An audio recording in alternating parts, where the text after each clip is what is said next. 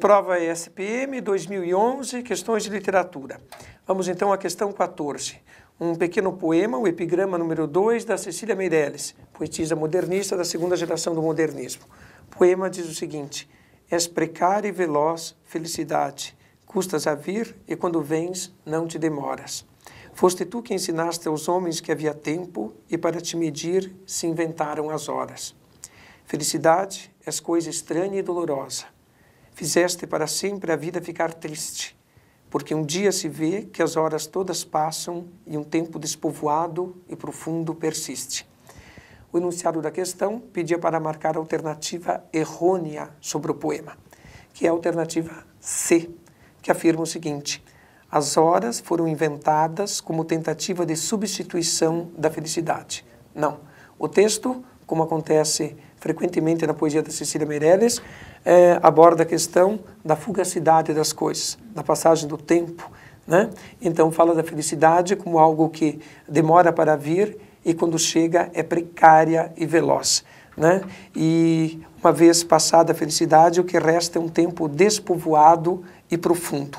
Então, né, a alternativa está errada porque ela fala que as horas foram inventadas como tentativa de substituição da felicidade. Não, as horas são apenas um índice indicativo do caráter transitório e efêmero de todas as coisas, inclusive da felicidade. Alternativa errada, alternativa C, questão número 14. Depois, questão número 17. Um belíssimo poema do João Cabral de Melo Neto, poeta da terceira geração modernista, questão de pontuação. Todo mundo aceita que ao homem cabe pontuar a própria vida. Que vive em ponto de exclamação, dizem, tem alma dionisíaca. Vive em ponto de interrogação, foi filosofia, ora é poesia. Vive equilibrando-se entre vírgulas e sem pontuação na política. O homem só não aceita do homem que use a só pontuação fatal, que use, na frase que ele vive, o inevitável ponto final. O enunciado pede para identificar a afirmação inaceitável sobre o poema, que no caso é a alternativa B. Há um questionamento existencial sob vários pontos de vista humanos. Está errado porque não há um questionamento. O que existe no texto é uma identificação de correspondências entre os sinais de pontuação e modos ou situações de vida. O ponto de exclamação, que indica alegria, felicidade, um estado dionisíaco.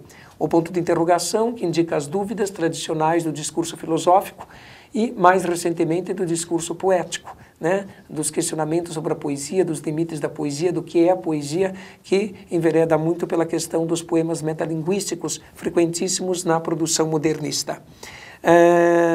Viver, né, o homem vivendo entre vírgulas e sem pontuação, caracteriza um estado na política, né? O ajuste, as oscilações e o sem pontuação, apontando também para a ideia de que na política, dependendo da circunstância, a própria falta de ética pode desaparecer. E, né, o ponto final, que é aquele que ninguém quer, porque indica, obviamente, na forma metafórica, a morte. Então, o poema fala de estados, de modos de vida ilustrados pela pontuação, e não propriamente de questionamento existencial sob vários pontos de vista. O que invalida a alternativa E, então, que é a inaceitável para o poema, conforme diz o enunciado. Questão 17, alternativa B. B. Depois, questão 18. Um fragmento do romance Dom Casmurro, do Machado de Assis. Capítulo 4, um dever amaríssimo. José Dias amava os superlativos. Era um modo de dar feição monumental às ideias. Não as havendo, servir a prolongar as frases. Célebre trecho que aponta para o traço marcante do caráter do agregado, que é dar uma importância maior às coisas do que elas propriamente têm.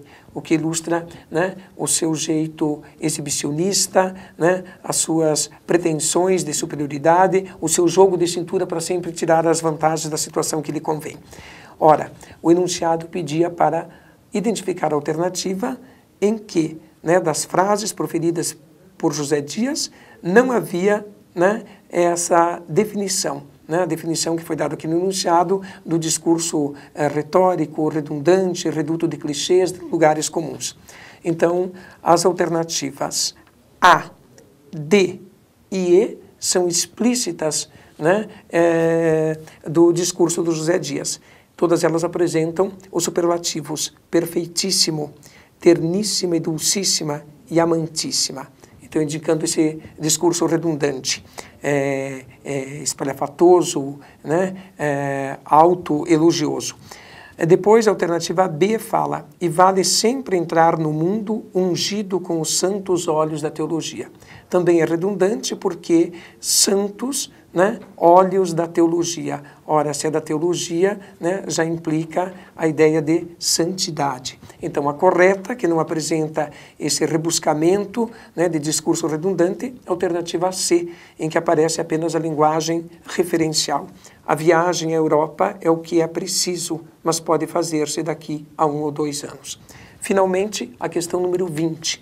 O poema do Álvaro de Campos, um dos heterônimos do poeta português Fernando Pessoa, poema em linha reta. O poema é longo, não dá para a gente reproduzir aqui, e o enunciado pede para identificar aquilo que não condiz com o poema, que no caso é a alternativa E. Devido à sua sujeira, o eu poético se sente um plebeu ante o caráter principesco dos outros. Não há a ideia de que ele se sente um plebeu.